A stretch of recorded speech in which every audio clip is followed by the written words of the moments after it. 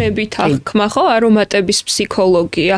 რამდენად დიდი როლი შეიძლება გქონდეს ამას ადამიანის გადაწყვეტილებების მიღებაში? აღმოჩნდა, რომ ძალიან დიდი. ძალიან ძველ დროში გულისხმობ, ადამიანები ერთმანეთსაც, პარტნიორებსაც ვირჩევდით სუნით.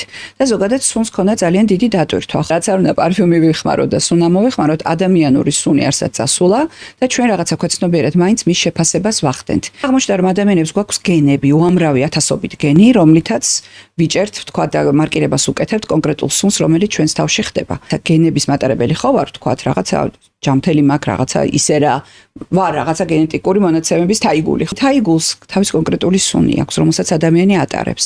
და ჩვენ როცა მეორე პარტნიორს ვირჩევთ, ძალიან დიდია ალბათობა, რომ ყურადღებას ვაქცევდეთ ზუსტად სუნს იმ თვალსაზრისით, რომ მისი გენეტიკური მონაცემები და ჩემი გენეტიკური მონაცემები идеალურ შთამომავლობას იძლეოდეს. რა საინტერესო. ან როგორ ცხოველები არჩევენ ერთმანეთს? ძალიან ახლოს ვართ მაგასთან.